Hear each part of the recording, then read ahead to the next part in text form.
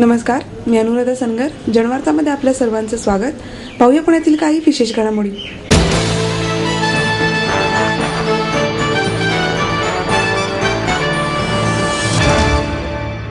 अनंत गणेश उर्फ दाजी काका गाडगीळ यांचे वृद्धापकाळाने पुण्यात निधन झाले. ते 99 वर्षांचे होते. पुन्हा गाडगीळ आणि कंपनी या पुण्यातल्या सराफी पेढीचे आधारस्तंभ, शंभरीतही तरुणाईला लाजवणारा उत्साह अंगी असणारे अनंत गणेश उर्फ दाजी काका गाडगीळ यांचे वृद्धापकाळाने पुण्यातील प्रयाग रुग्णालयात निधन झाले. समाजासाठी अहोरात्र झटणाऱ्या दाजी काकांनी पुणे सराफ असोसिएशनचे अध्यक्षपद भूषवून पुण्यातील सराफांना एकत्र आणले. त्यांच्यातला अपप्रवृत्ती त्यांनी दूर केल्या. लातूर भूकंपग्रस्तांसाठी निधी उभारला. लक्ष्मी रोडवरच्या पे अँड पार्क कायद्याला त्यांनी लाक्षणिक सत्याग्रह करून विरोध केला. आज लक्ष्मी रोडला असलेली पार्किंगची व्यवस्था त्याचेच फलित आहे. अनेक सेवाभावी संस्थांशी त्यांचा संबंध आला. अडचण असणाऱ्यांना ते सढळ हस्ते मदत करत असत.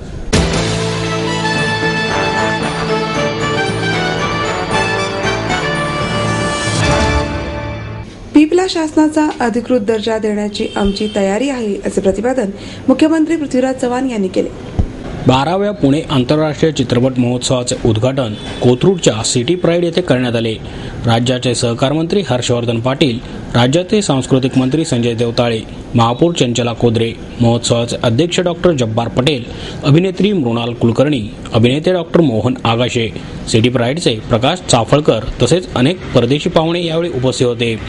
ज्येष्ठ अभिनेते विनोद खन्ना आणि चित्रपट निर्माते अदूर गोपाल कृष्णन यांना पुरस्काराने सन्मानित करण्यात आले.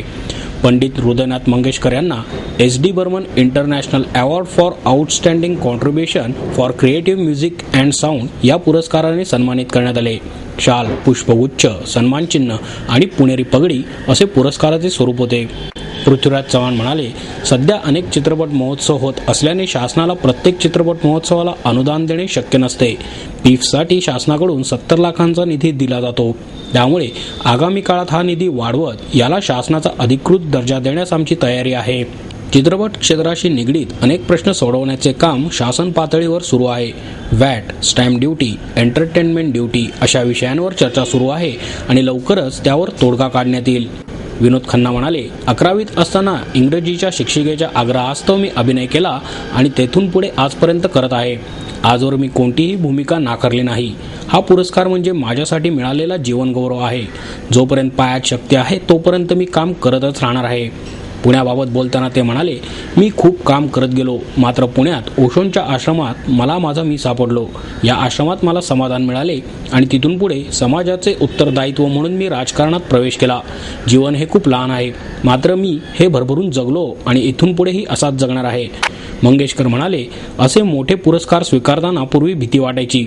आपल्यासारख्या सामान्याला हा पुरस्कार का देत आहेत असे वाटायचे.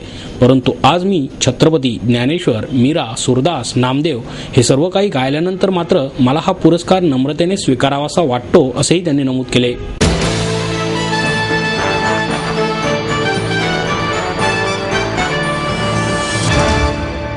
माहेर सोडून सासरी आले. इथेही प्रेमाची, मायेची माणसं होती. पण माझं भविष्य सुरक्षित आहे याचा आनंद, आत्मविश्वास वाढवणारा होता. Samruddha Jeevan multistate multipurpose cooperative society limited. गुंतवणूक भावनांची, आनंद लक्षावधीचा. Samruddha Jeevan multistate multipurpose cooperative society limited.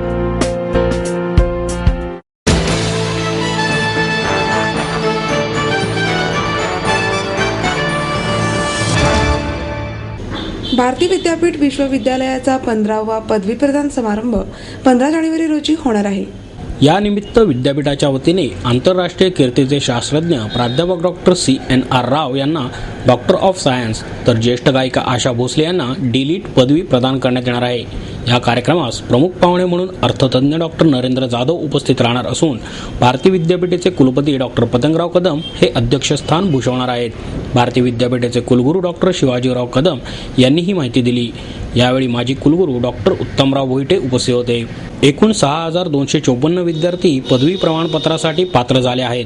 या समारंभात 29 विद्यार्थ्यांना गुणवत्ता सुवर्ण पदके प्रदान करण्यात येणार आहेत. तसेच 39 विद्यार्थ्यांना PhD पदवी प्रदान केली जाणार आहे. डॉक्टर राव हे जागतिक कीर्तीचे शास्त्रज्ञ असून त्यांना नुकताच देशाचा सर्वोच्च नागरी पुरस्कार भारतरत्न जाहीर झाला आहे. प्राध्यापक राव सध्या बंगळूर येथील Jawaharlal Nehru centre for advance scientific research या संस्थेचे मानद अध्यक्ष आहेत. विज्ञान क्षेत्रातील योगदानाबद्दल त्यांना विद्यापीठाकडून डॉक्टर ऑफ सायन्स ही पदवी प्रदान करण्यात येणार आहे. गायनाच्या क्षेत्रात आपले स्वतंत्र स्थान निर्माण करणाऱ्या आशा भोसले यांना डीलिट पदवी प्रदान केली जाणार असल्याचे कदम यांनी सांगितले.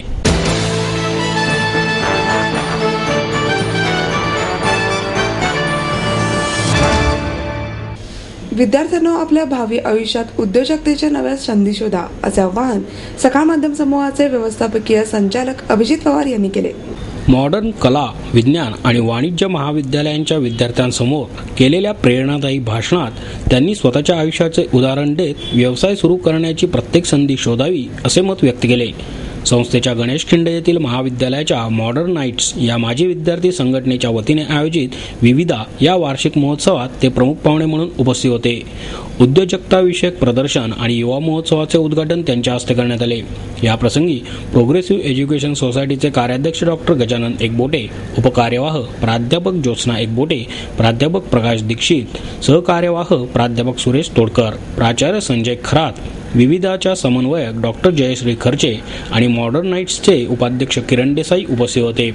समाजाची नेमकी गरज ओळखून ती पुरी करण्याचा प्रयत्न संभाव्य उद्योजकांनी केला पाहिजे असे सांगून पवार म्हणाले, उत्पादन आणि सेवांची समाजाने केलेली मागणी पूर्ण करणे महत्त्वाचे ठरते. अशा प्रकारचे व्यवसायाचे धोरण कायमच यशस्वी ठरते. तुमचा उद्देश स्वच्छ असेल आणि तुम्ही समाजासाठी काहीतरी सकारात्मक करत असाल तर तुम्हाला यशाची चव निश्चितच चाखता येईल असेही त्यांनी सांगितले. ट्रिनिटी 7 या व्यावसायिक धोरणातील सूत्रे पवार यांनी विद्यार्थ्यांसमोर ठेवली. या 7 सूत्रांमध्ये सहभाग, सहमती, जबाबदारी, प्रतिसाद, समानता, कार्यक्षमता आणि कायद्याचे पालन आदींचा समावेश आहे.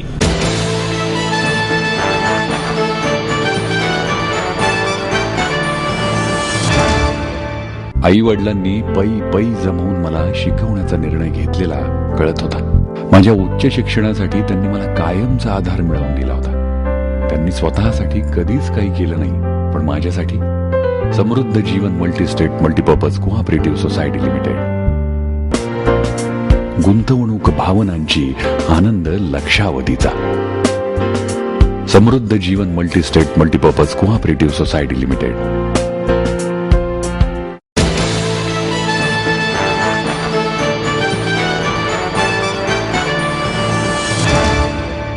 फिनिक्स मॉलवर कारवाई करावी या मागणीचे निवेदन जिल्हाधिकारी विकास देशमुख यांना दिले आहे अशी माहिती रिपाईचे गटनेते डॉक्टर सिद्धार्थ धेंडे यांनी पत्रकार परिषदेत दिली.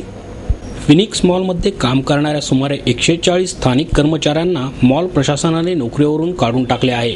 मॉलमध्ये स्थानिकांवर अन्याय केला जात आहे. शासनाच्या आदेशाप्रमाणे 80% स्थानिकांना नोकरी दिली जात नसल्याने मॉल विरोधात कारवाई करावी अशी मागणी वडगाव शहरी न्याय आणि हक्क कृती समितीने केली आहे. वडगाव शहरी येथील फिनिक्स मॉलमध्ये काम करणाऱ्या सुमारे 140 कर्मचाऱ्यांना अचानक कामावरून टाकून काढण्यात आले आहे. या विरोधात शिवसेना, राष्ट्रवादी काँग्रेस, रिपाईचे सर्व नगरसेवक आणि कार्यकर्ते एकत्र आले आहेत. 2008 मध्ये सर्व प्रकारच्या उद्योगांमध्ये 80% स्थानिकांना नोकरी देण्याचा आदेश राज्य सरकारने दिला आहे, परंतु त्याची अंमलबजावणी केली जात नाही. त्यामुळे या मॉलवर कारवाई करावी या मागणीचे निवेदन जिल्हाधिकारी विकास देशमुख यांना दिले आहे असे रिपाईचे गटनेते डॉक्टर सिद्धार्थ धेंडे यांनी पत्रकार परिषदेत सांगितले.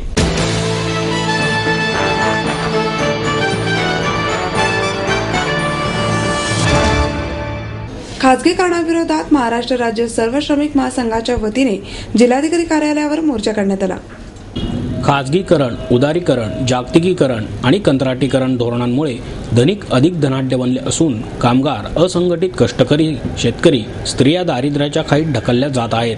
नागरिकांचे जगण्याचे मूलभूत हक्क डावलले जात आहेत. त्यामुळे कंत्राटी कामगार पद्धत थांबवा, कामगारांना कामावर कायम करा, शिक्षणाचे बाजारीकरण, खाजगीकरण रोखा, सर्वांना मोफत आणि दर्जेदार शिक्षण द्या आदी प्रमुख मागण्यांसाठी महाराष्ट्र राज्य सर्व श्रमिक महासंघाच्या नेतृत्वाखाली जिल्हाधिकारी कार्यालयावर भव्य मोर्चा काढण्यात आला.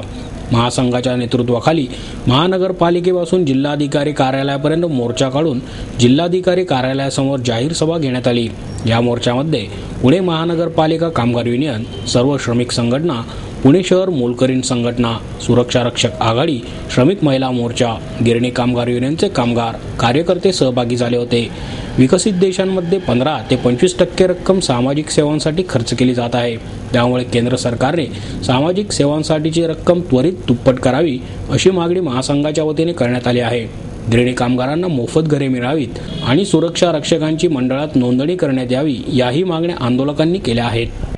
महाराष्ट्र राज्य सर्व श्रमिक महासंघाच्या वतीने हा मोर्चा आता जिल्हाधिकारी कार्यालयावर जाणार आहे आणि या सर्वांचं सर्वात महत्त्वाचं म्हणणं हे आहे की कंत्राटीकरण रद्द झालं पाहिजे.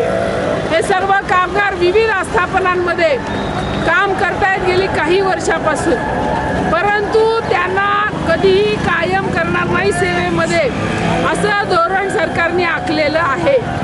हे कामगार पुणे महानगरपालिकेत काम करणारे आहेत, त्याचबरोबर नगर परिषदांमध्ये काम करणारे आहेत, त्याचबरोबर मार्केट यार्डमध्ये काम करणारे आहेत, अतिशय मोठ्या मोठ्या कंपन्यांमधनं काम करणारा असा हा कामगार आहे.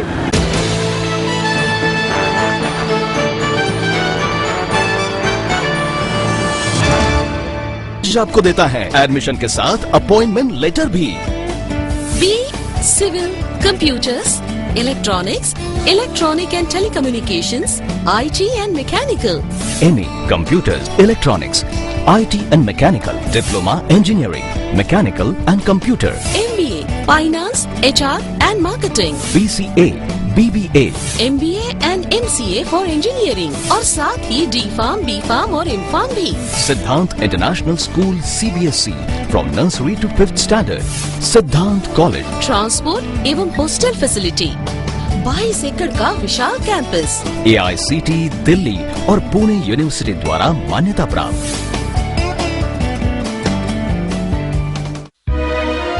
समृद्ध करियर की ओर सिद्धांत कॉलेज, सुदुमरे, पुणे. एडमिशन के लिए आज ही कॉल करें या लॉग ऑन करें.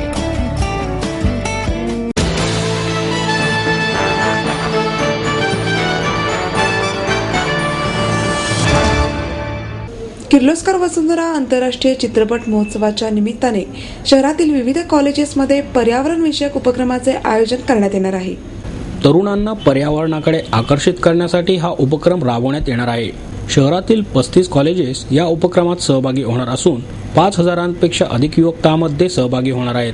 18 ते 25 जानेवारी दरम्यान फिल्म अँड टेलिव्हिजन इन्स्टिट्यूटमध्ये चित्रपट निर्माते आणि दिग्दर्शक नरेश बेदी आणि आशिष चंडोला यांच्या मास्टर क्लासचे आयोजन करण्यात येणार आहे. 18 आणि 19 जानेवारी रोजी आप्पासाहेब गरवारे महाविद्यालय आणि महाराष्ट्र साहित्य परिषद यांच्यातर्फे पर्यावरण स्नेही साहित्य संमेलन आणि नातं पश्चिम घाटाशी या परिषदेचे आयोजन करण्यात आले आहे. फर्ग्युसन कॉलेजमध्ये 20 जानेवारी रोजी ई वेस्ट परिषदेचे आयोजन करण्यात आले आहे. केटरिंग कॉलेजमध्ये वनविभागाच्या सहयोगाने कम्युनिकेशन इको टुरिझम या विषयावरील परिषदेचे आयोजन 21 जानेवारी रोजी होणार आहे. Doctor Bhanuben Nanavati college of आर्किटेक्चरच्या वतीने 22 जानेवारी रोजी ग्रीन टेक्नॉलॉजी या विषयावरील परिषदेचे आयोजन करण्यात येणार आहे. Symbiosis college of arts and commerce आणि जलबिरादरी यांच्यातर्फे जलक्रांतीच्या यशोगाथा मांडणारी परिषद 24 जानेवारी रोजी होणार आहे. महाराष्ट्र एज्युकेशन सोसायटीच्या वृत्तपत्र विद्या विभागाच्या वतीने 25 जानेवारी रोजी अतुल देऊळगावकर यांचे विश्वाचे अर्थ या विषयावर भाषण होणार आहे.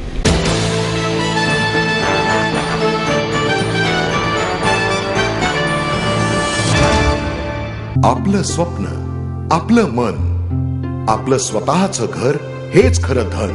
समृद्ध जीवन पार्क सादर करत आहे 140 फ्लॅट्सची एक प्रशस्त गृह योजना. कात्रज कोंढवा रोडवर बिबवेवाडीपासून फक्त 2 किलोमीटर अंतरावर आपल्या आर्थिक गणितात बसणारे 1 व 2 BHK फ्लॅट्स. तब्बल 3 मजली पार्किंग सह ऐस पैस गार्डन, क्लब हाऊस आणि इतर सुविधांनी सुसज्ज. बुकिंग साठी संपर्क 9850937373 9850947373. समृद्ध जीवन, नांदी सौभाग्याची, सुरुवात प्रगतीची.